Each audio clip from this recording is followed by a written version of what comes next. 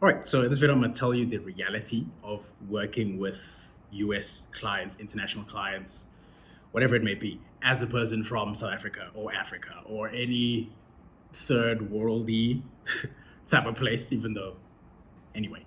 But working with someone from these top countries, US, Canada, the UK, Australia, New Zealand, like those types of top countries, um, you as a person from South Africa or as a person from wherever, Nigeria, or you're from, I don't know, Bangladesh, I don't know, but the relationship that you have with your client is going to determine how you move forward and how you're able to actually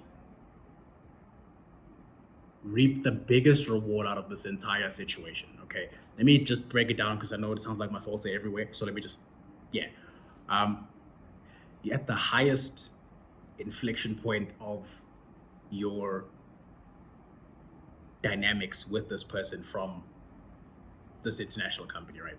Now, the reason I'm saying that is because you're from Africa, or you're from the fucking Middle East, or you're from wherever, and you are trying to secure someone, right? Secure a client. Now, for you, being in these countries, you're going to be able to currency arbitrage, right? Because the currency conversion in your country, i.e., South Africa or Pakistan or whatever, is so much lower than things like the US or the UK or anything like that. So for them to see value in you delivering the same service that someone would in that country, um, is going to put you miles ahead because number one, you could technically charge lower because you're from Africa, right? Um, and on top of that, if you deliver the same value, the same skill set, and the same things, it's going to be so much easier to actually just tell Mr. Klein, be like, hey, look, we have a great relationship together and you like the work I'm doing. And if you communicate and you talk with them well, they're going to be like, oh, this person's so great. They're so dope. I need to keep working with them. And if ever you've put yourself in that position, you've put yourself in there, and this is not just luck. Obviously, you've done your things, you've done your reps, you've had your bad sales calls, you've had all these things, and now you're dealing with this person. Now, that's where you get to come in. You're coming in as a superstar. You can charge lower, right? Currency arbitrage. You can charge lower and you deliver good work, and they're gonna love you, even though you're from South Africa or you're from whatever or you're from wherever. They don't care.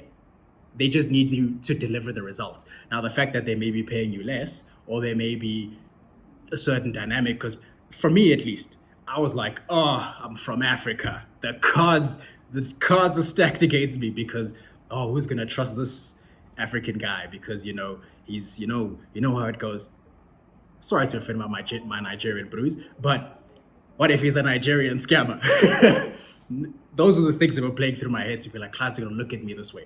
But if ever you've delivered value or you can present that you have, even if let's say you have no case studies, you have nothing, right? So you have nothing. What you could do is literally say, hey, Mr. Clyde, this and this and this and this is what I can do based off of these case studies. You can create those things, but that's a different video. And this is what I can do. Here's the stuff. Now, this person is focused on the result. They don't care about who's doing it. They don't care about who's doing what or anything like that. It's about the result. So now if you can come in, you can deliver the results. And to them, it's cheaper.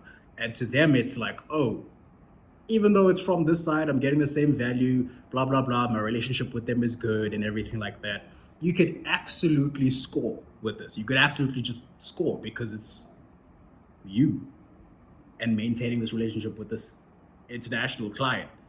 And that dynamic just makes things easier. Now, that obviously there are some caveats and some things that are a bit tough to deal with when you talking to these international guys and everything like that. You have to deal with, obviously, same thing, that power dynamic thing. Because you're from Africa, because you're from wherever, because you're from there, you're going to have to deal with them, or at least some of them, trying to lowball you because you're from there, and lowball you under your lowballed price, right? There's that. There's the fact that you may come from a country where your accent is not the best, right? And that kind of hinders you to communicate effectively with another person. Yes, we may say, oh, but it's 2025, Kasky, we shouldn't care about these things, woke life. Well, sure. If you want to live your life like that and not accept the realities of prejudice and stereotypes and like racism and whatever. That's cool. You can live in your fairy tale land to think that in 2025 the stuff doesn't exist, but it does. And the way like to overcome that stuff is literally just practice, get better.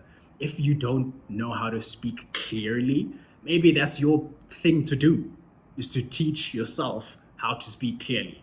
Of course, now I could say, go get a speech therapist, but who's got the time, who's got the money? So just go to YouTube.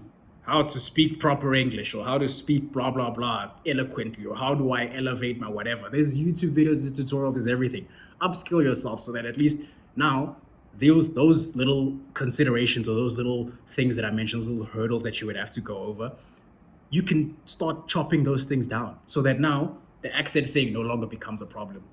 The fact that they'll try to lowball you because you're in a lower country, that won't happen because now you've changed your positioning, because you've done your research, you've done your things, you've nailed down your product, you've done all these things. And so now they can't actually lowball you because your results speak for itself. They would feel bad for trying to charge you so low. And so, yeah, I mean, this video's been all over the place. These are just my thoughts. These are just running. But yeah, that's really what it's like to work with international people. There's some expectations to be met. There's some things to consider, and you won't really know until you get in the game. I mean, obviously there's some stuff. There's more things that I can think of and examples, but like, I don't have them now. But yeah, if ever you think, or if you've experienced something like this or anything like this, just put it down in the comment below and be like, yeah, I experienced XYZ. Just put it down there. Sharing your story helps other people see that, okay, I'm not in this game alone. I'm not thugging it out alone. So just put your thing down there, your experience or anything. And yeah, that's really it. But yeah, see you in the next video.